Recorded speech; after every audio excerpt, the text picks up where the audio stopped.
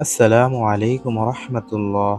আশা করি মহান আল্লাহ রাব্বুল আলামিনের অশেষ রহমতে আপনারা সবাই ভালো আছেন।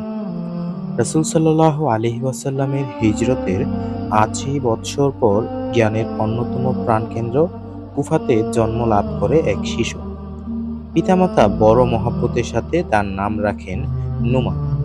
কিন্তু কে জানতো যে এই শিশু একদা হয়ে উঠবে জগতে বিখ্যাত ইসলামের এক অমূল্য রত্ন, ইমামে আজম ইমাম আবু হানিফা রহমতুল্লাহি আলাই।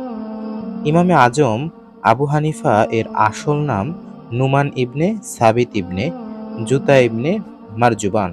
তার দাদা হজরত আলীর সাক্ষাৎ এবং তার দোয়া প্রাপ্ত হয়েছিলেন।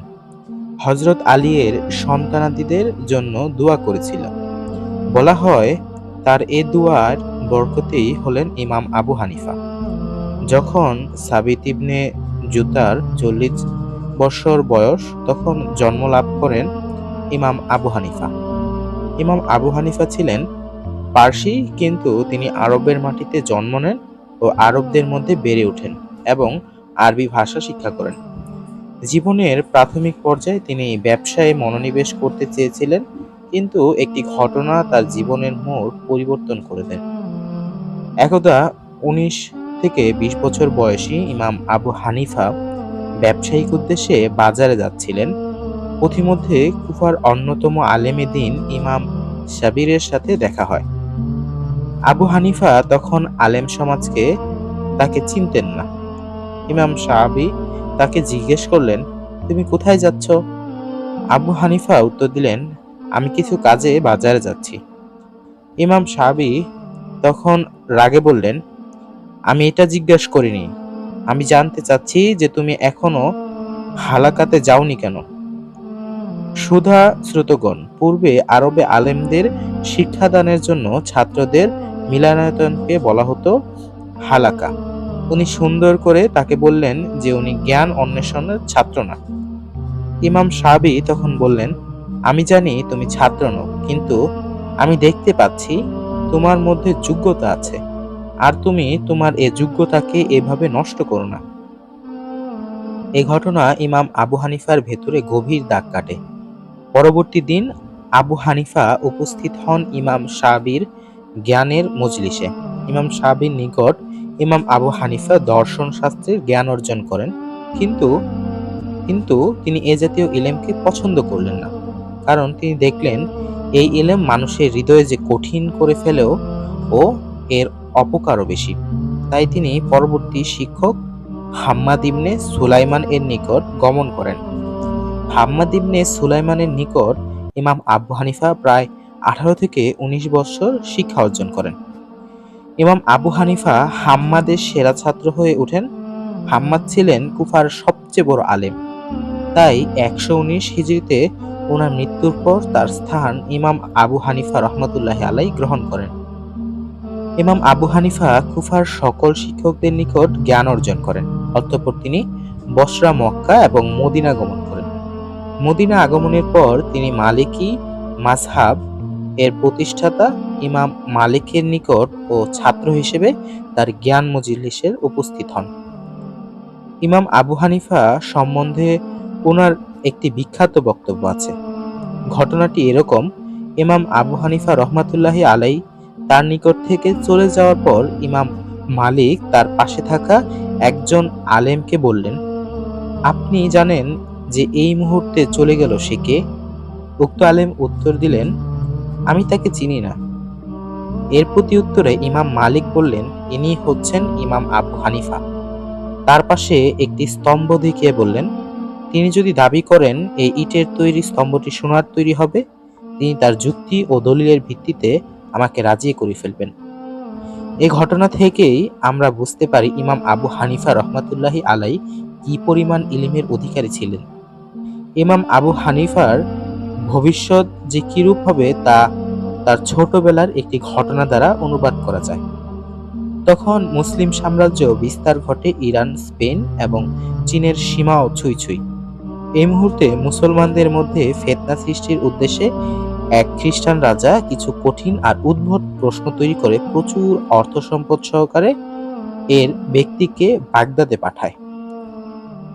ওই চর বাগদাদে এসে ঘোষণা দিয়ে দেয়, যে আমার 3টি প্রশ্নের উত্তর দিতে পারবে সে আমার সাথে থাকা এই বিপুল ধন ভাণ্ডারের অধিকারী হবে। তখন আলেম সমাজ তার প্রশ্নের উত্তর দিতে ও পুরস্কার লাভের জন্য আগ্রহী হয়ে সামনে আসে, কিন্তু তারা কল্পনা করতে পারছিল না যে তাদের জন্য কি চতুর ফাঁদ পাতা হয়েছে। খ্রিস্টান লোকটি তার প্রশ্ন শুরু করলো। আমার প্রথম প্রশ্ন হলো, আল্লাহর পূর্বে কি ছিল? আমার দ্বিতীয় প্রশ্ন, আল্লাহ চেহারা এখন কোন দিকে? আর শেষ প্রশ্ন, এই মুহূর্তে আল্লাহ কি করছেন? এই প্রশ্নগুলো শুনে আলেম সমাজ পুরো হতবাক হয়ে গেল, কারণ তারা কখনো কল্পনাও করতে পারে নাই যে কোনো ব্যক্তি কভু এরকম আজগুবি প্রশ্ন করবে। তারা তো এরকম প্রশ্নোত্তরের সম্মুখীন হননি, তাই তারা পিছু হাঁটতে বাধ্য হলেন। আর ওই খ্রিস্টান রাজার চর মাথা উঁচু করে গর্বে বুক ফুলিয়ে অহংকার প্রদর্শন করতে চলল। এই সময় ইমাম আবু হানিফা তার পিতার সাথে ওই বাহাসে উপস্থিত ছিলেন। তার বয়স মাত্র 13 থেকে 14 বছর হবে। তিনি ওই দুষ্টু চরকে জবাব দেওয়ার জন্য তার পিতার নিকট অনুমতি চাইলেন, কিন্তু আবু হানিফা তো বালক মাত্র, সে কি বা বলবে, তাই তার পিতা তাকে চুপ থাকতে বললেন। কিন্তু ইমাম আবু হানিফা দ্বীন-ই ইসলামের এই অপমানে চুপ থাকতে পারলেন না, তাই তিনি দাঁড়িয়ে সেখানে উপস্থিত খলিফার নিকট প্রশ্ন উত্তর দেওয়ার জন্য অনুমতি প্রার্থনা করলেন। খলিফা তাকে অনুমতি প্রদান করলেন। তখন ইমাম আবু হানিফা উক্ত খ্রিস্টান লোকটিকে প্রশ্ন করলেন, আপনি প্রশ্নকারী নাকি প্রশ্নকৃত?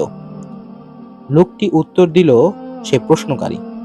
ইমাম আবু হানিফা তখন বললেন, তবে আপনি আপনার কুরসি থেকে নেমে আমার এইখানে দাঁড়ান, আর আমি আপনার স্থানে বসবো, তবেই উত্তর দিব।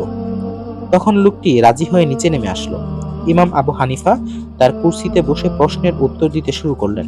তিনি বললেন, আপনার প্রথম প্রশ্ন, আল্লাহর পূর্বে কি ছিল? আচ্ছা, এখন একটু ক্রমিকভাবে সংখ্যা গুনুন তো। লোকটি সংখ্যা গুনতে শুরু করলো। 1, 2, 3, এভাবে তিনি গুনতে থাকলেন। ইমাম আবু হানিফা তাকে থামিয়ে দিয়ে বললেন, এইবার উল্টো করে গুনুন। সে উল্টো করে গুনতে গিয়ে একে গিয়ে থেমে গেল। ইমাম আবু হানিফা বললেন, থেমে গেলেন কেন? আরে গুনুন। লোকটি বলল, একের আগে কিভাবে গুনবো? একের আগে তো কিছুই নেই।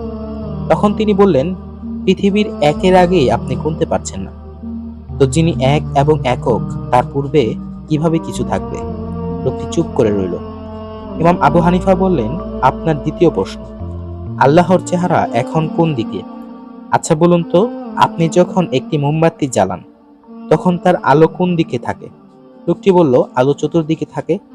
তিনি বললেন, সামান্য দুনিয়ার আলো যদি চতুর্দিকে তার চেহারা দিয়ে আলোকিত করে দেয়, তাহলে আল্লাহ তাআলা তো নূরের উপরে নূর, নূরে আলা নূর, তিনি সবকিছু দেখেন, তার আলো চতুর্দিকে। এইবার আপনার তৃতীয় প্রশ্ন, যে এই মুহূর্তে আল্লাহ কি করছেন? এই মুহূর্তে আল্লাহ বাতিলকে সম্মান কুরসি থেকে টেনে নামিয়ে হককে সসম্মান কুরসিতে প্রতিষ্ঠিত করছেন। এই জন্যই আপনি দাঁড়িয়ে আছেন আর আমি কুরসিতে বসে আছি। ইমাম আবু হানিফার এই উত্তর দেওয়ার পর চতুর্দিকে রব পড়ে গেল। সকল আলেম উলামা জনগণ বলতে লাগলো, সে সঠিক উত্তর দিয়েছে।